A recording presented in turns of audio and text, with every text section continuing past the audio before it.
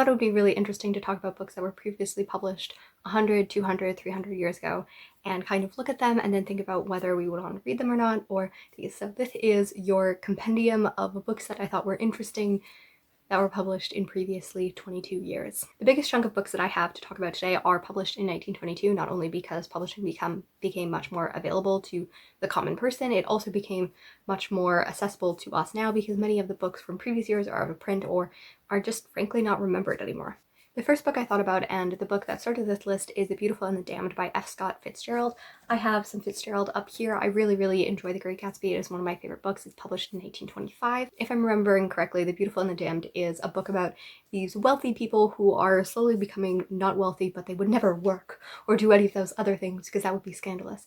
It's kind of a story about the deterioration of this couple throughout the years and through their wealth and stuff, and kind of this stubborn reliance and belief that we must hold on to this prestige rather than practicality. During this time, Fitzgerald was also supporting himself by writing short stories for newspapers and articles and stuff. And here we have The Curious Case of Benjamin Button, which I read last year and really loved. And we also have the other stories from the Jazz Age, so those are collected together, or you could just read one of them. The next one is The Enchanted April, and this might be my most excited book of the year to talk about, and this is one I definitely want to read because I've been trying to read it for the last few years. I really love Elizabeth von Arnim as an author. She really enchanted me with Elizabeth and Her German Garden, which is a book I've recommended endlessly. It is a story about this woman who is just wanting to go out and like hang out in nature and garden. She has an aristocratic husband, and it really discusses like the desire to kind of get away and feminism, because we have this woman writer and they're all like, but women can't write books. And it's ironic because a woman is writing the book. It reminds me a lot of Lucy Maud Montgomery. There's like this quietness to it while also being this quietness that coexists with this kind of nuanced look at much social commentary. I thought the description of it is just very beautiful. It says, "A recipe for happiness. 4 women, 1 medieval Italian castle. Plenty of wisteria and solitude is needed." I feel like that just like wraps up her kind of feeling, and I think that if she goes on, they like find through like a personal ad and they go to this adventure and they're like, let's take our husbands and lovers here, we'll transform everyone. So I have no idea, but I really love her writing. I really love her as a person. We also have her cousin. She was born in Australia and then immigrated back to the UK and then married a German aristocrat. And then we have her cousin, who is Katharine Mansfield, and her most famous work, The Garden Party, which is a social critique on class and stuff like that, was also published in 1922. I hope to read more of her work, but I reread this last year and I really enjoyed it. Now for a book I feel like I would be remiss not to mention, even though I have no plans to read it, and this is Siddhartha by Herman Hesse. This is kind of like one of the standout books about spirituality and things like that. It's not that I'm not interested in spiritual books at all. I do find the idea of reading one from a 1920s authors that's white talking about Eastern spirituality kind of not great, but I know this book is very well regarded and very well loved, so if you would like to read it, it's on this list. On the other hand, a book that I'm very excited to talk about is The Velveteen Rabbit by Margary Williams. This is a childhood favorite. I reread it. I had it obsessed with it. And it's probably where like my haul of dark and sad books came from. I will not spoil it. It's a short story picture book kind of thing, but it is so lovely and it will make you cry. And I just recommend it, whether you're an adult or a child. This one is a book that has kind of floated around my TBR for a while, and I'd be interested in reading it. I'm not sure if I will get it to it. It is by Upton Sinclair, and it's called Babbitt. Babbitt is a satirical novel about American culture and society, critiques the vexity of the middle-class life and the social pressures toward conformity. The controversy provoked by Babbitt was influential in the decision to award the Nobel Prize in Literature to Lewis. If we're being honest, I had to look up the word vexity, which is meaning the stupidity or the dumbness, and that is my one turnoff. I tend to gravitate toward books that see the best in humanity while also talking about the sadness. I really like sadness and optimism that coexists. The ability to be able to be like, I see all the brokenness in the world, but I'm going to look it up. So books that are just like, the middle class is so dumb and their conformity and all of that, probably not my stuff. As a preview to books that I'm planning to read in 2022, I really want to read more Virginia Woolf, and Jacob's Room was published in 1922. It is apparently the book that established her. It has scenes from Jacob's childhood through college at Cambridge, love affairs in London, and travels to Greece, to his death in the war. So that's interesting. Don't know if that part was spoiler, but I have never really heard much about Jacob's Room, but I'm interested. We have Agatha Christie's sophomore book, and this is The Secret Adversary, and it was published in, of course, 1922. I don't need to establish that, but this is the first Tommy and Tuminance book, and I thought these were like little children because that's kind of what it gives off, but apparently they're in love.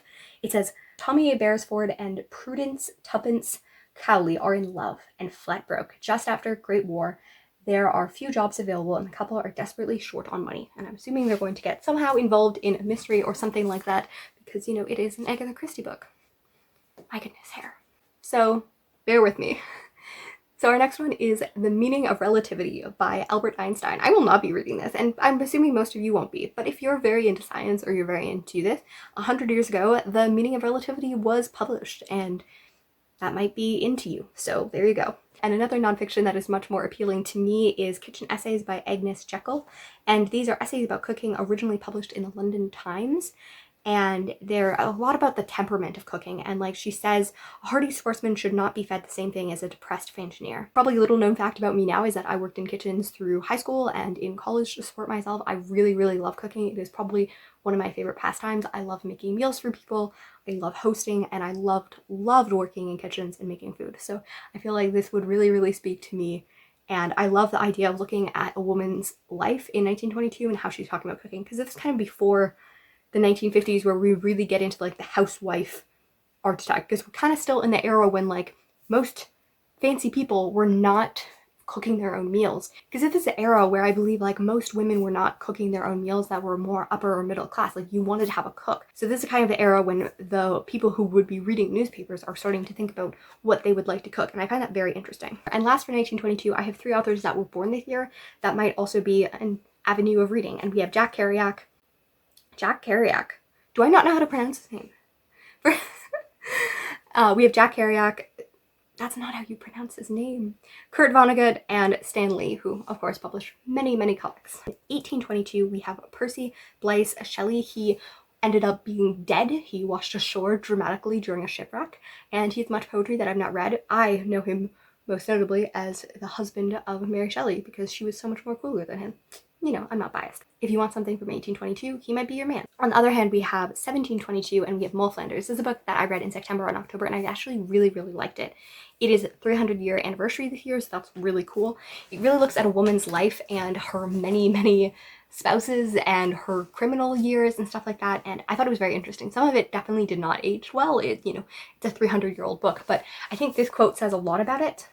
So poverty is, I believe, the worst of all snares. There's a quote about like how Moll isn't a criminal by inclination. She's a criminal by the situations that she has arisen. And I think that that is something that we can still say. She says a lot of social critique through the lens of humor, or being like, oh, I wish I hadn't like having to sell my body, but maybe if the world was more fair, I wouldn't have to, right? Like there's a lot of critique in here, and I think it's very interesting, even though again, it's written in 1722 by a man. If you have read Mulflanders or you just want to read some nonfiction, we also have the Journal of a Plague Year, which was also written by Defoe in this year. And then if you want to go real old to like the 400-year mark, we have 1622, and Othello was first published in 1622. It was performed first in around 1603, but it wasn't actually printed and available to the publish in print until 1622. So I thought that was an interesting thing if you would like some Shakespeare on your list. I thought this was a cool list as a resource of books that you might want to pick up because they're anniversary books or authors that have died or lived and things like that. I thought that was cool. I probably will definitely not be reading all of these books, but I think it's cool to talk about books that came out on anniversaries and stuff. So I hope you have a happy reading and writing. Tell me if you're planning on reading any classics this year, if you're planning on reading any books because of special editions or anniversaries and stuff. And I will see you more and more in 2022. My hair is in my face, of course. This is why I never wear my hair down, because it never stays